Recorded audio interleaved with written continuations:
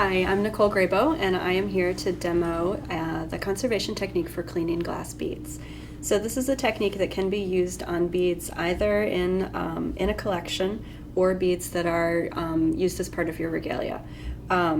And this technique is one of many techniques, and it's best for glasses that are in fairly good condition.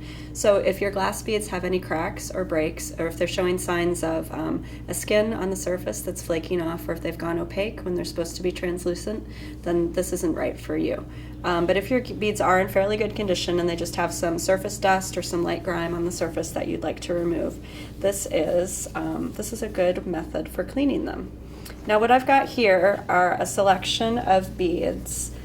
The ones at the top, or the bottom from your perspective, these are actually African beads. So most of the beads that we come across when we're looking at beaded work are from beads that were European made, and they were traded to the Americas and also to Africa for use in a variety of different kinds of forms. So these are European made beads that ended up in Africa. They are historic. They do have some historic grime on them. And then we also have this strand here. This is a strand of European beads. These are also historic beads. The dirt on this is artificial, though. I made these dirty specifically for the demonstration, so this isn't real museum dirt. And then I also have a little beaded medallion just to kind of show how things change a little bit when you've got beads that are sewn onto a substrate. This was made in China, so this is new, this is modern. And then you can see it's pretty dirty, but it does have a leather substrate on the back.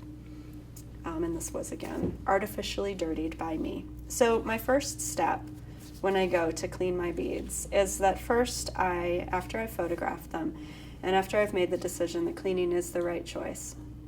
And I'd like to mention here that cleaning is irreversible. I can't change my mind later and say, oh, I wish I hadn't cleaned that. That dirt was actually historic and important, and put it back on. So it's important to, take a step, take a pause, and consider before you begin cleaning if there's any material that's on the surface of your beads that's important to remain there. And if there is, if it's a sign of use or something that is unique about a set of beads, you might just want to stop and maybe not clean them, or maybe only clean to a certain level. But these beads we've decided to go ahead and clean, and we've taken our before treatment photography. So then I start with a brush, and oftentimes when I'm working I will use a vacuum with me as well. I use a vacuum that has a HEPA filter. That's a high efficiency particulate air filter. That's to protect me from any small particles of dust that might otherwise recirculate in the air. And it also, the vacuum that I use has a rheostat on it, so I can control the level of suction. And that is also pretty important when working with cultural objects, because we don't want to run the risk of too strong suction can cause things to get sucked in that we don't want to, like maybe a broken bead flake or something like that. So it's good to use gentle suction. And I always start really slowly and carefully. Each object is different, and each has different weak points and different strengths. And it's good to kind of, establish your familiarity with the object before you kind of dive in. So, I might start, and I use the brush to remove the loose surface dirt that's going to come off easily with the brush. And if you imagine also a vacuum to assist in this work, here I'm just kind of brushing it onto the blotter paper. But if we had a vacuum going, that would be sucking up a lot of that loose dirt and taking it out of the way. But as you can see, it does work pretty well even when you don't have a vacuum. Now, if we were to do this kind of cleaning on an object that we can't manipulate quite as freely, like for example the medallion, you can see that you can still get quite a lot of dirt off of the surface if it's this loose surface dust with the brush. Make sure you're securing your object so you're not moving it around more than necessary. And if you've got really weak or fragile threads, you might want to set down your bristly brush and pick up a softer brush. It's not going to clean quite as quickly or as efficiently, but it's going to be more gentle on your artwork. And then once you have the bulk of that loose surface dust cleared away, then you can proceed with wet cleaning. So we'll move to a clean area, and I'm going to focus on this strand of the beads down here. And I'm going to create a swab using my stick and my cotton. And what I do is I lightly moisten the end of the stick. That just helps it kind of grab the cotton a little bit better. I take off a small piece of cotton and wrap it around the end of the stick. So rolling your own swabs is something that takes practice, but not a lot. You'll get fast at it quickly. So just your first few might be kind of funky looking, but stick with it. It'll come to you. And then the solution that I use for cleaning glass beads is a 50-50 solution of water and ethanol. And water is probably one of our strongest solvents that we come across, and it has really great cleaning action. But water can also be a little bit aggressive for a lot of materials, particularly if you're talking about something that is sewn onto a substrate. If you bring too much water to a surface, it can start to affect the material onto which the beads are sewn. Leather, buckskin, hide materials, those are all really sensitive to water. So we want to really limit the use of water on them. Which is why we add the ethanol. Ethanol on its own also works, but it's not as strong a cleaner as water is. So it's a little bit slower. It doesn't work quite as effectively. So I like to mix the two together, and that gives me kind of the best of both worlds. This is a solution that dries a little bit more quickly than water does on its own, and it's also something that has pretty good cleaning power. So this solvent solution will evaporate away. We don't need to do any rinsing. And I'll dip my cotton swab in, and then I want it to be just slightly damp. If the swab is glistening, it's too wet, and then I need to kind of roll it on the blotter to get off the extra moisture. We're just bringing a little bit of water to the surface. And this is where I switch to my magnification lenses so that I can really see. And I go in, and I'm using one hand to hold the beads in place, and another hand to gently clean the beads one at a time.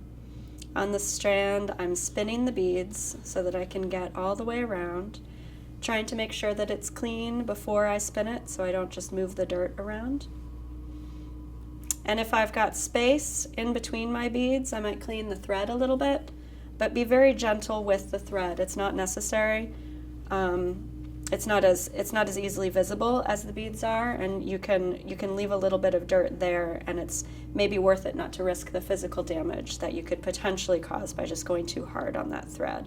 That thread has a lot of stress on it holding those heavy glass beads, so I like to kind of leave it alone. And then I just work slowly, bead by bead, and as my cotton swab begins to get dirty, I don't know if you can see maybe against the white background, it's starting to get a lot of dirt on it. I'm going to take it off, and I'm going to get a new one because I don't want to spread that dirt around. So I change swabs frequently, and I only dip clean swabs into my solution. And I just go very methodically across the beaded object.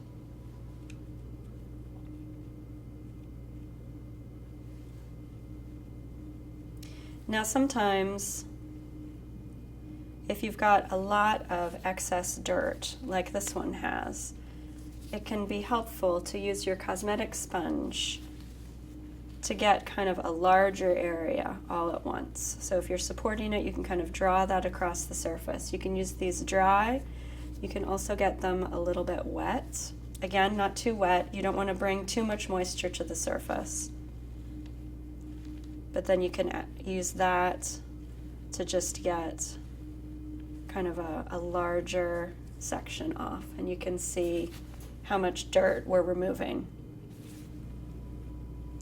The level of cleaning that you choose to aim for is, again, specific to each object and maybe different. If you're working in a museum or a collections context, you might not want something to look absolutely completely shiny, spangly new.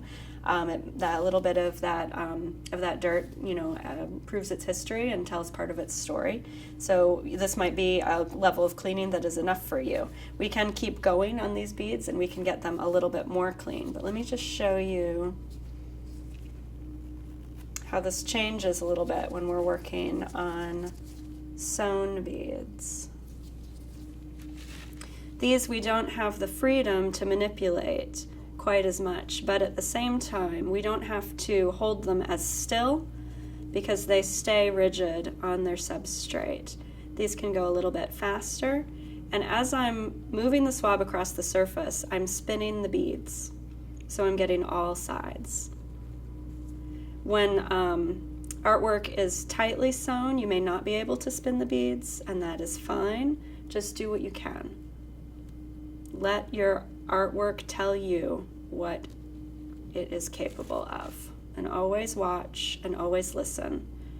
And if you see something that's unusual, if you've got a broken bead or a broken thread or something's happening that you didn't expect, you can just stop, sit back, call a conservator. I'm always available to answer questions. And give yourself a lot of time. Cleaning beadwork is very time consuming. But I think that you will find that once you get started, that you can have really great results. If your swabs get stuck on your stick, you can use your tweezers. And you can also use your tweezers to hold the beads in place. If you want to hold an individual bead, the tweezers can be good for that. So there you go.